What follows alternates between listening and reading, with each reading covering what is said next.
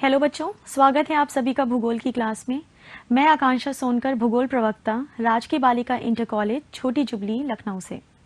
बच्चों, आज हम क्लास 12 की भूगोल पढ़ेंगे। बच्चों, पिछली क्लास में आपकी सेकेंड बुक भारत, लोक और अर्थव्यवस्था का पहला अध्याय खंड ख का हम शुरू कर चुके हैं।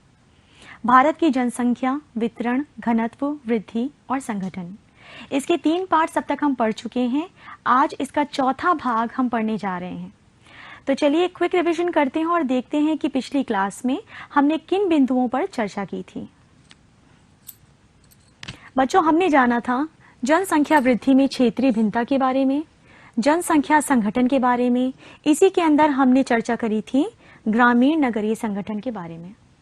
आइए देखते हैं कि आज हमारे मुख्य चर्चा के बिंदु कौन से हैं। आज हम सबसे पहले भाषाई संगठन पे बात करेंगे, फिर भाषाई वर्गीकरण के ऊपर बात करेंगे, धार्मिक संगठन, श्रमजीवी जनसंख्या का संगठन, भारत की जनसंख्या का व्यवसायिक संगठन और व्यवसायिक संवर्ग। इन टॉपिक्स पे आज हम चर्चा करने वाले हैं बच्चों। बहुत ही इंटरेस्टिंग टॉपिक्स हैं। सबसे पहले हम बात करेंगे भाषाई संगठन। इसका क्या अर्थ होता है? यानी हमारे भारत में जो भाषा की रचना है, जिसे हम बोलते हैं भाषा की संरचना या भाषाई संगठन। जैसा कि आप सबको पता है कि भारत एक बहुभाषी देश है। भारत में भाषा की विविधता है। यहाँ पर अनेक भाषाएं हैं और अनेक प्रकार की बोलियां बोली जाती हैं बच्चों। गियर्सन ने भारत का जो भाषाई सर्वेक्षण था 1903 टू 1928 के आधार पर बताया कि भारत में 179 भाषाएं और लगभग 544 बोलियां थीं। अब यहाँ पर भाषा और बोली के बीच में अंतर आप लोगों को बच्चों पता होना चाहिए। सबसे पहले तो भाषा विस्तृत होती है, बोली क्षेत्रीय होती है। हर भाषा की अपनी लिपि होती है। जैसे हिंदी भाषा की लिपि है देवनागरी, इंग्लिश भाषा की लिपि है रोमन। जब हम बात करते हैं बोली की, तो ये किसी विशेष क्षेत्र में बोली जाती है और जिस लिपि का उपयोग कर हम लिखते हैं वो उस भाषा की बोली कहलाती है। अब उदाहरण के तौर पर हमारे भारत में अनेक बोलियां बोली जाती हैं। अगर हम बात करें राजस्थानी बोली की, तो इसमें मारवाड़ी और मेवाती बोली आती है। पूर्वी हिंदी की बात करें तो इसमें बच्चों आपकी आ जाती है अवधी, इसमें आपकी आ जाती है बाघेली और छत्तीसगढ़ी बोली। इसी तरह अगर हम बात करें पश्चिमी क्षेत्र की बोली की, तो इसमें आपकी ब्रज, खड़ी बोली, कन्नौजी बोली आ जाती है। अगर बिहारी बोली की बात करें तो इसमें आपकी भोजपुरी, मगही, मैथिली आदि आ जाती है। अब हमारे आधुनिक भारत में हमारे कॉन्स्टिट्यूशन में 22 मेन भाषाएं अनुसूचित हैं, यानी कि वर्णित हैं, और अनेक भाषाएं ऐसी हैं जो गैर अनुसूचित हैं। अब ये जो हमारी अनुसूचित भाषाएं हैं, इसमें सबसे ज्यादा बोली जाने वाली भाषा बच्चों हिंदी है। सबसे पहले तो इस चार्ट में आप वो सारी 22 लैंग्वेजेस देख सकते हैं जो हमारे कॉन्स्टिट्यूशन में अनुसूचित हैं। एग्जाम में प्रश्न पूछा जाता है कि भारत में बोले जाने वाली किन्हीं 2 भाषाओं के नाम लिखिए, तो आप हिंदी, अंग्रेजी, संस्कृत, बहुत सारी 22 लैंग्वेजेस हैं, इनमें से कोई भी 2 लिख सकते हैं बच्चों। एक बात और बताना चाहूंगी आपको कि आधुनिक भारत में इस समय तो 22 लैंग्वेजेस अनुसूचित हैं हमारे संविधान में, पर 1991 में सिर्फ 18 लैंग्वेजेस मुख्य रूप से अनुसूचित थीं। लेकिन एट प्रेजेंट कितनी है बच्चों? 22 प्रमुख लैंग्वेजेस हमारे संविधान में वर्णित हैं या अनुसूचित हैं। नेक्स्ट देखते हैं भाषाई वर्गीकरण। अब हमारे भारत में 4 प्रमुख भारतीय भाषाई परिवार हैं, जिनके अपने उप परिवार हैं, वर्ग हैं और क्षेत्र हैं। अब इसमें जो सबसे बड़ा भारतीय भाषाई परिवार है, ये आपको पता होना चाहिए। ये है आपका भारतीय आर्य या भारतीय यूरोपी। तो जैसा मैंने आपको बताया 4 प्रमुख परिवार हैं। सबसे बड़ा परिवार है भारतीय यूरोपीय या आर्य 73%। सेकंड नंबर पर आते हैं द्रविड़ 20%। थर्ड नंबर पर आते हैं ऑस्ट्रिक निषाद 1.38% और चौथे नंबर पे हैं चीनी तिब्बती या किरात 0.85%। अब यहाँ पर उप परिवार लिखे हुए हैं, इसके बाद शाखा दी हुई है और क्षेत्र दिए हुए हैं। अब यहाँ पर आप लोगों को बच्चों क्षेत्र पता होने चाहिए। सबसे पहले जब हम बात करते हैं भारतीय आर्य की, तो उप परिवार है इंडो आर्य, शाखा है ईरानी, दर्दी, भारतीय आर्य। इनका क्षेत्र कौन सा है? ये भारत के अंदर और बाहर दोनों पाए जाते हैं। तो भारत के अंदर ये जम्मू कश्मीर, पंजाब, हिमाचल प्रदेश, उत्तर प्रदेश, राजस्थान, हरियाणा आदि राज्यों में पाए जाते हैं। अब जब हम बात करते हैं आपके द्रविड़ की, तो शाखा है दक्षिण द्रविड़, मध्य द्रविड़, उत्तर द्रविड़। किन क्षेत्रों में पाए जाते हैं ये बच्चों?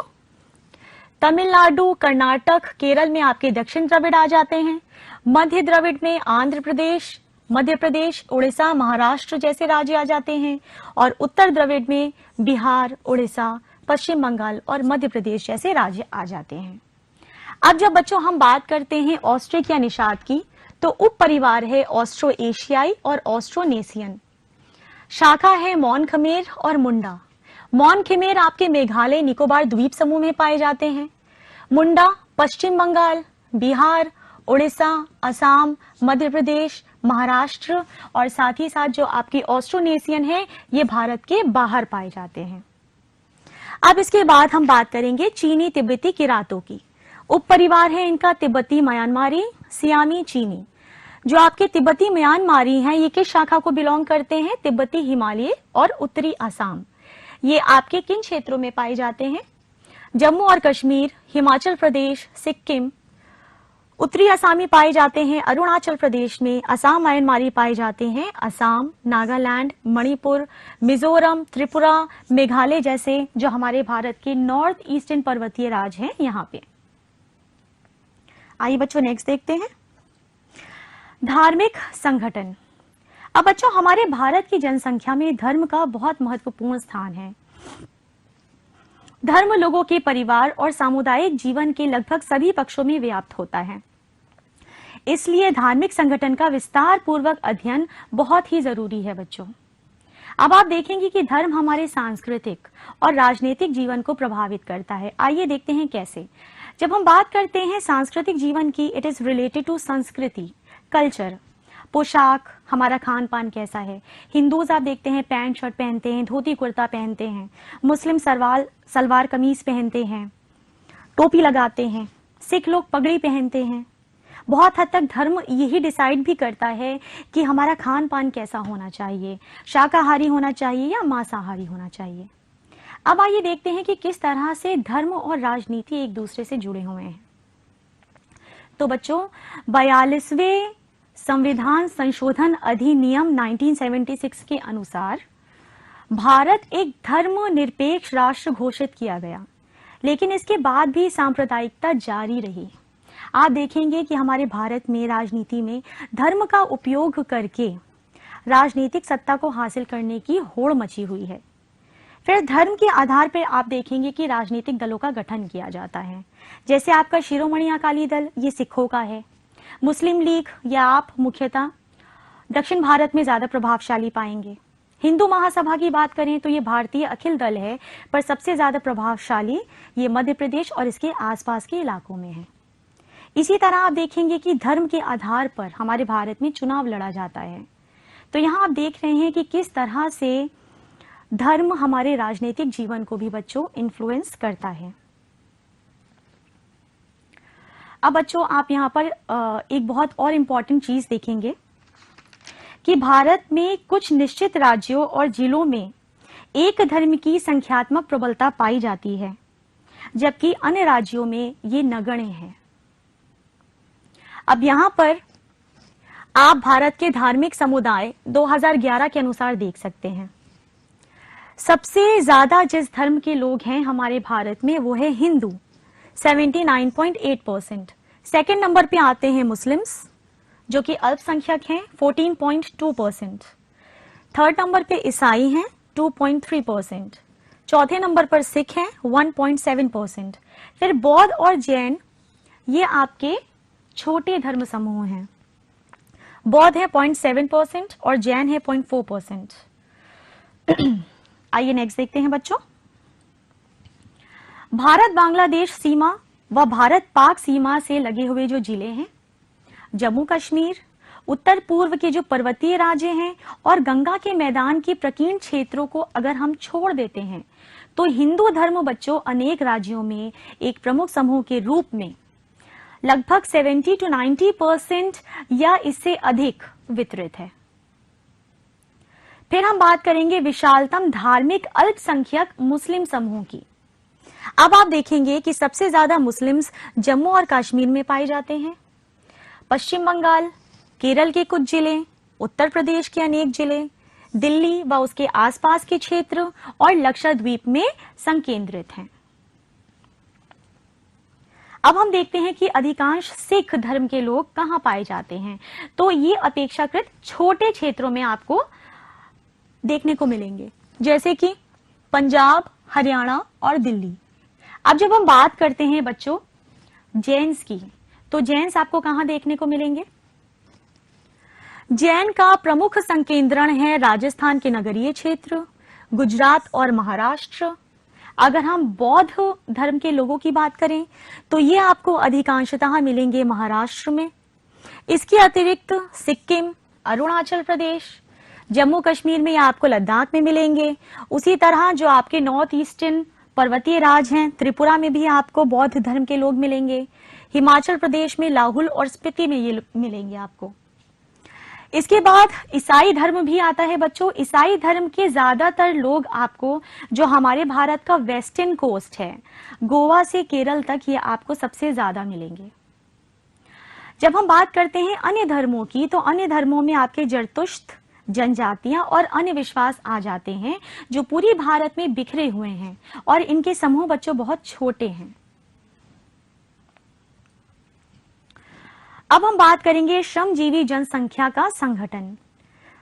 बच्चों हमारी जनसंख्या में जितने लोग कार्यशील हैं उनकी संरचना को अब हम पढ़ेंगे। तो हमारे भारत की श्रमजीवी जनसंख्या को हम आर्थिक स्तर पर 3 वर्गों में बांटते हैं। एक तो है आपके मुख्य श्रमिक, सीमांत श्रमिक और अश्रमिक। अब आइए जानते हैं कि ये है क्या। मुख्य श्रमिक वह व्यक्ति है जो वर्ष में कम से कम 6 महीने या 183 डेज काम करते हैं। सीमांत श्रमिक वह व्यक्ति है जो वर्ष में 183 डेज से कम काम करते हैं। और अश्रमिक वह व्यक्ति हैं जो बेरोजगार हैं, यानी कि वो रोजगार करने लायक तो हैं पर उनके पास कोई रोजगार नहीं है। और साथ ही साथ इसके अंदर आपकी आश्रित जनसंख्या आ जाती है, यानी जो आपके बच्चे हैं और बूढ़े हैं। अब आप देखेंगे कि हमारे भारत में 39.8% मुख्य श्रमिक और सीमांत श्रमिक हैं और 60% एक बहुत बड़ा अनुपात है ये बच्चों, ये अश्रमिकों का है। इससे आपको भारत के इकोनॉमिकल लेवल का पता लग रहा है कि हमारे भारत में जो कुल जनसंख्या का एक बहुत बड़ा पोर्शन है वो अश्रमिकों का है। यानी बहुत ज्यादा हमारी जनसंख्या का पोर्शन ऐसा है जो कि बच्चों में है और बूढ़ों में है और बेरोजगारों में है, ये अश्रमिक हैं। अब बच्चों यहां पर आपको बताया जा रहा है कि अगर राज्यों और केंद्र शासित प्रदेशों में हम श्रमजीवी जनसंख्या का अनुपात देखें तो गोवा में लगभग 39.6%, दमन दीव में लगभग 49.9% की सामान्य भिन्नता देखने को मिलती है। अब अगर हम श्रमिकों के अधिक प्रतिशत वाले राज्य देखें तो सबसे ज्यादा श्रमिक आपको हिमाचल प्रदेश, सिक्किम, छत्तीसगढ़, आंध्र प्रदेश, कर्नाटक, अरुणाचल प्रदेश, नागालैंड, मणिपुर और मेघालय में देखने को मिलेंगे बच्चों। फिर अगर हम केंद्र शासित प्रदेशों में दादर, नगर हवेली और दमन दीव में श्रम की प्रतिभागिता दर देखें बच्चों तो ये ऊंची है। अब श्रम की प्रतिभागिता दर क्या होती है? तो भारत की कुल जनसंख्या में कार्यशील जनसंख्या के अनुपात को श्रम की प्रतिभागिता दर कहते हैं। इसे चाहे तो बच्चों आप लोग नोट कर लीजिए, अति लघु प्रश्नों में इसे पूछा जाता है।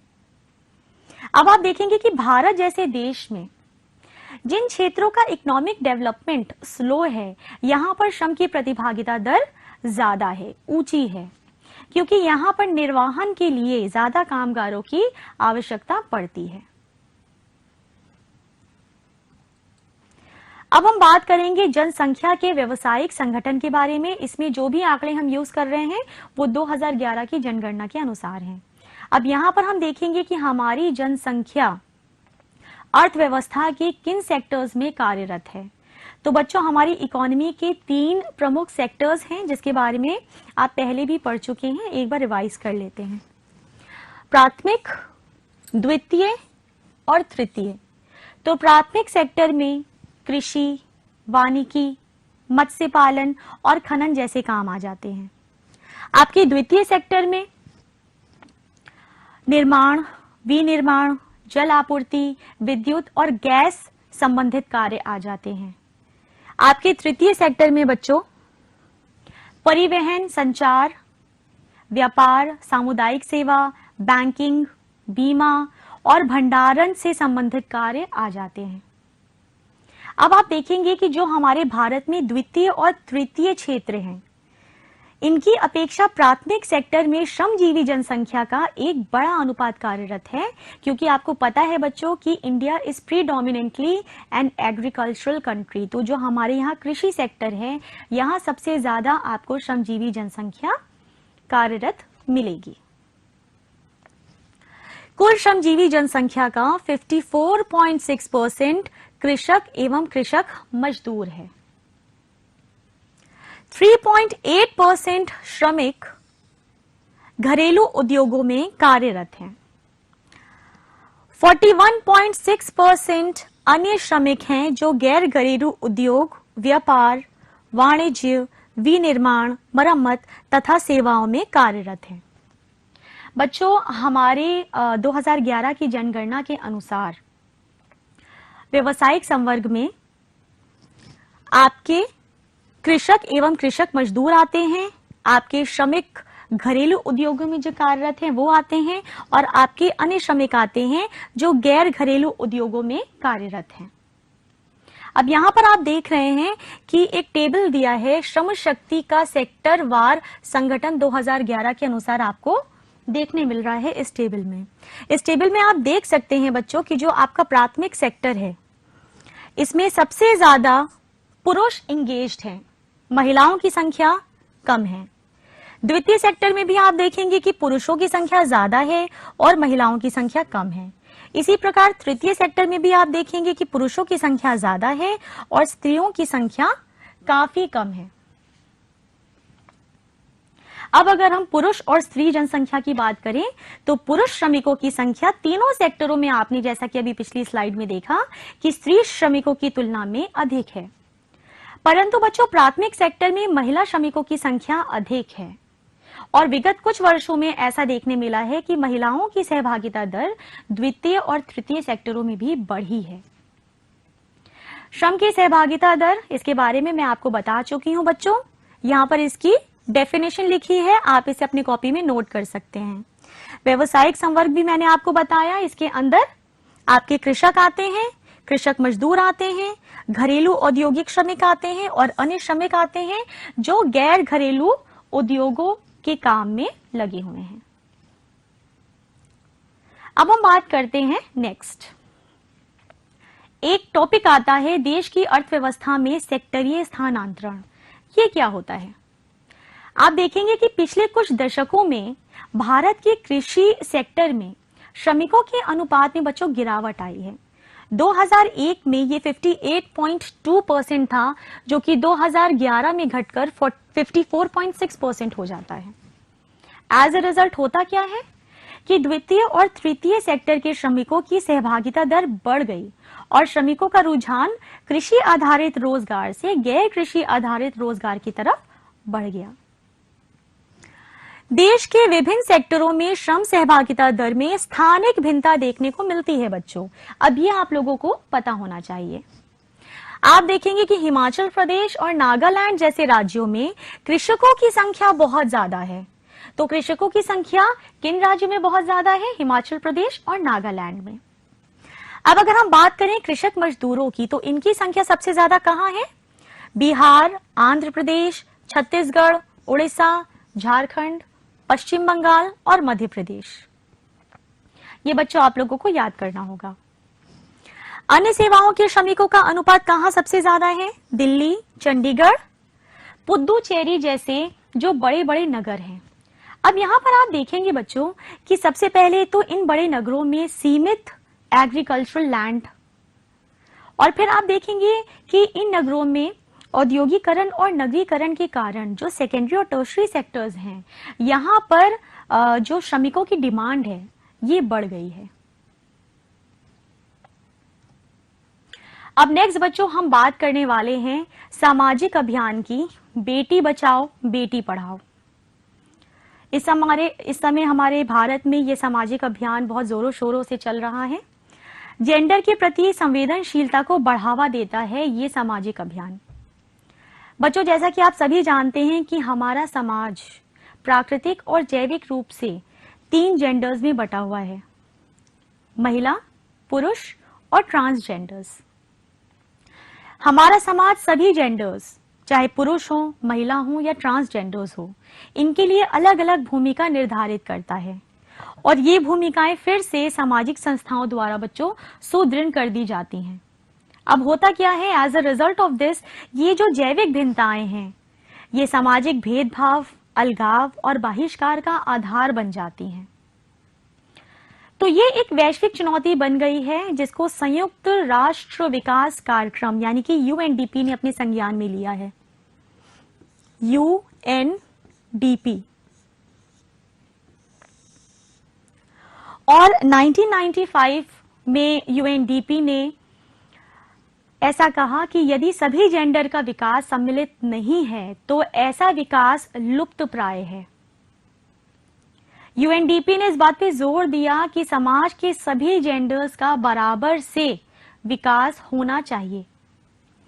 समाज में किसी भी तरह का भेदभाव मुख्य रूप से जेंडर के आधार पर अगर किया जाता है तो ये मानवता के प्रति अपराध है। यानी लड़के, लड़की या ट्रांसजेंडर्स ये तीनों एक समान हैं और इन तीनों को इक्वल अपॉर्चुनिटीज हर क्षेत्र में मिलनी चाहिए। इनका समग्र विकास बहुत जरूरी है। सभी के लिए शिक्षा, रोजगार, राजनीतिक प्रतिनिधित्व में समान अवसर, समान कार्य हेतु एक वेतन, स्वाभिमान के साथ जीने का अवसर, इन सभी को मिलना चाहिए। ऐसा समाज जो इन बुराइयों को दूर करने के लिए नेसेसरी स्टेप्स नहीं उठाती, वो कहीं से भी एक सभ्य समाज कहलाने लायक नहीं है। इसी के मद्देनजर हमारी भारत सरकार ने राष्ट्रीय स्तर पर उपरोक्त कारणोंवश इस भेदभाव को खत्म करने के लिए और इन दुष्प्रभावों को खत्म करने के लिए बेटी बचाओ और बेटी बढ़ाओ जैसे सामाजिक आंदोलन को शुरू किया है, ताकि सभी जेंडर्स को इक्वल अपॉर्चुनिटी मिले और इक्वालिटी के साथ पूरे स्वाभिमान के साथ ये अपना जीवन जी सके। बच्चों अब बच्चों आपकी किताब में टाइम्स ऑफ इंडिया का एक आर्टिकल दिया हुआ है जिसमें आपको हमारे भारत में औरतों की स्थिति के बारे में पता चल रहा है, जो कि अब पहले से काफी इम्प्रूव हो चुकी है।